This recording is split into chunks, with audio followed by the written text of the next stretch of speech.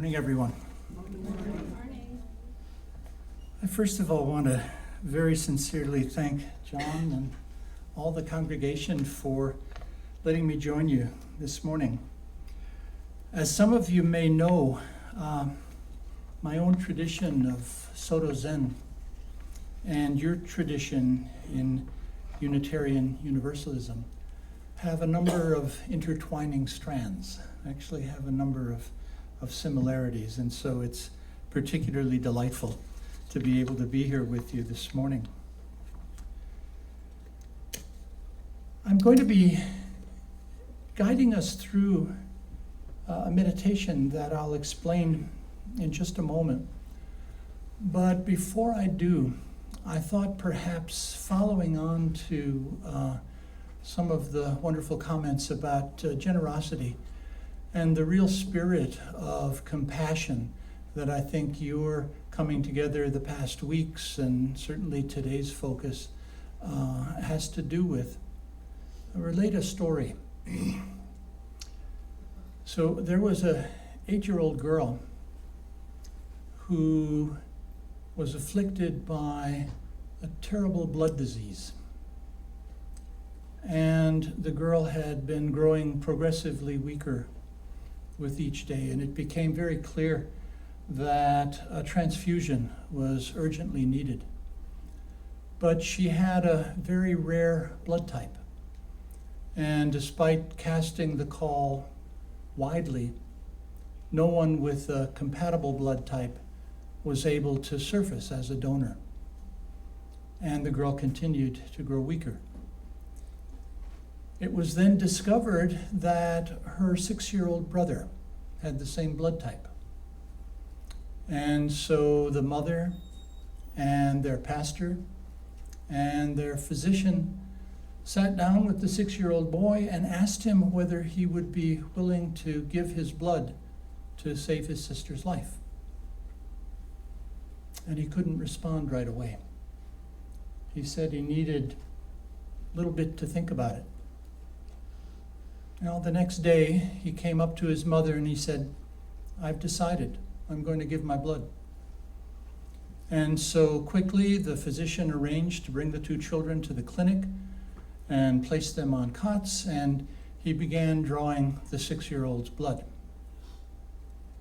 And having obtained a container full, went then over to the cot where the 8-year-old older sister was lying and began the transfusion. And almost immediately, one could see the color returning to her face. The little boy very quietly motioned the physician over to his cot and asked him, "Will I begin to die right away?" Can you imagine?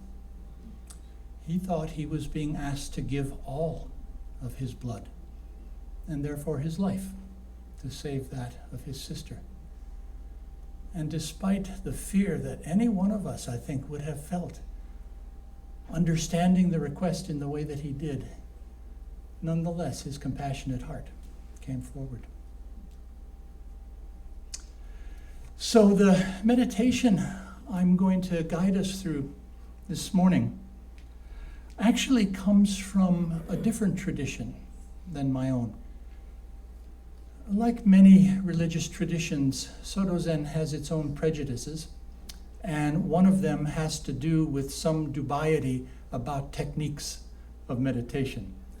Our approach to meditation tends to be rather radically simple: quieting, resting attention in the breath, and noticing with great detailed focus all that arises in the mental continuum. And we place our faith in the power of that very simple practice to, over time, dissolve the many impediments to the expression of our natural compassion and resiliency. Impediments like greed, like fear, like aversion generally. So I'm very grateful to a particular Zen teacher and friend of mine, Roshi Norman Fisher, who wrote a book entitled training in compassion, in which he translated a particular set of trainings that come out of the Tibetan Buddhist tradition and made those trainings available to a much broader and religiously diverse audience. The word for this particular set of trainings in Tibetan is lojong, and the word really means mind trainings. Now, Roshi Fisher's approach to those mind trainings really is one of a kind of lightness, holding them very lightly, not worrying too much about the details or necessarily taking them too seriously. And so this morning I'm going to introduce one of the practices out of that lojong or mind training, and this is referred to as Tonglen, a kind of meditative visualization practice in which we take in pain and suffering and give out compassion, riding on the in-breath and the out-breath. We're going to begin that practice with our own pain and suffering. When we take in the suffering of others, it's painful. It hurts. And unless we're able to be fully with that pain, our own pain and suffering, I think it's very difficult to genuinely be with and be compassionate to the pain and suffering of others. So please get yourself comfortable in your seats. Take an upright, dignified, though relaxed posture. In my tradition, we often say strong back, soft belly, compassionate belly. And allow your eyes either to drop, your focus to soften, or close your eyes, whatever you're most comfortable with. Allowing your hands to either rest in your lap or on your thighs. And begin simply by allowing your attention to drop into the body and the breath. Just noticing whatever is there. If there's discomfort, perhaps some pain in the body, not trying to do anything about it, but just noticing it, noticing its qualities.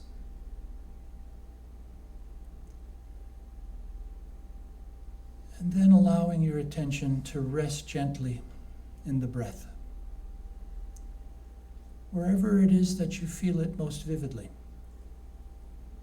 Perhaps in the rising and falling of the lower abdomen, perhaps in the air moving at the tip of your nose. Just resting in and noticing the quality of that breath.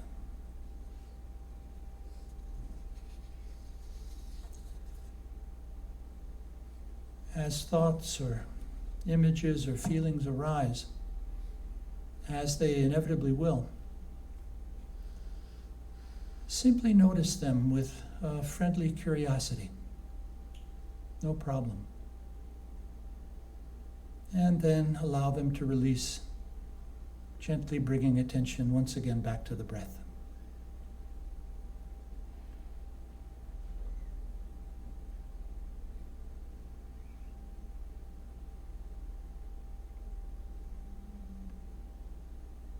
Now I invite you to become aware of your own pain or suffering, whatever it may be. And with each in-breath, take in this pain or suffering, perhaps imagining it as a thick, dark smoke or a sticky tar.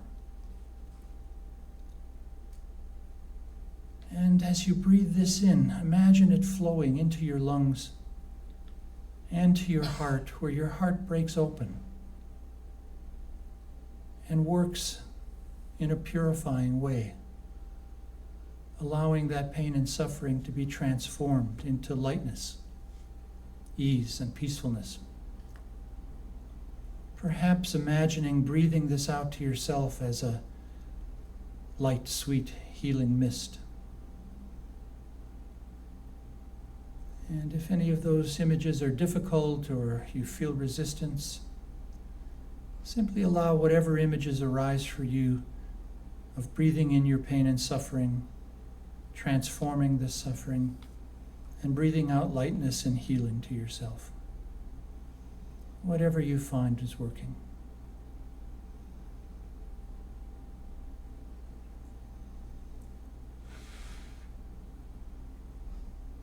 And be with that for a few minutes with each in-breath and out-breath.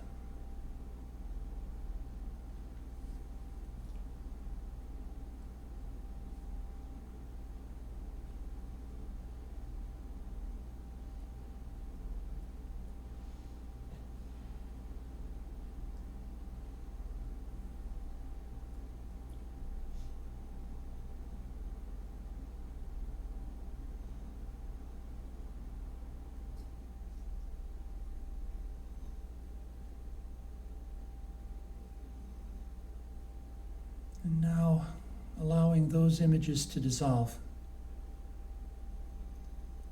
bring to your mind's eye someone you know who's ill, or in physical or emotional pain and suffering. Someone you know, someone you can picture as vividly as possible. And now imagine breathing in their pain and suffering, allowing the dark smoke or sticky tar of that suffering to flow into your open heart and be transformed in your out-breath into a light, sweet, healing mist. And with each in-breath and out-breath, I invite you to repeat that cycle of taking in this person's pain and suffering and breathing out lightness and healing.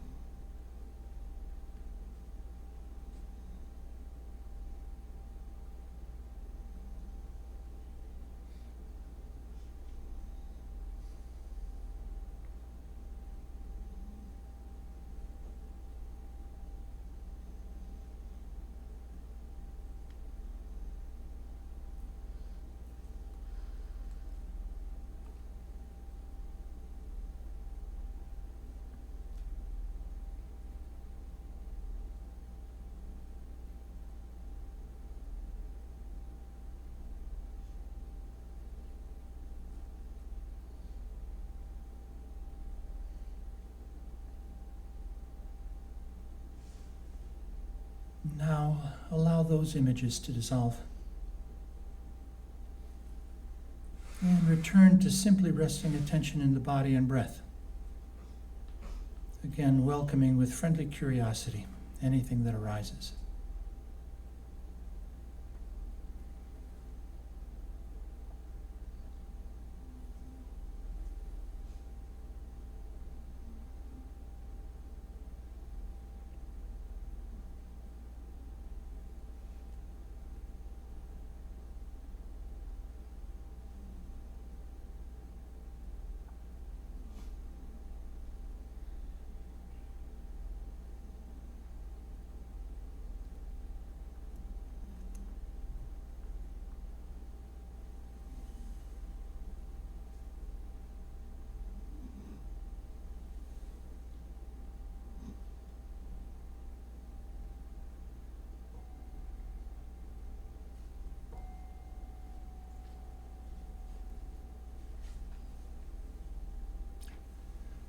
We'll have a musical interlude, and we'll follow that by then another brief meditation practice session.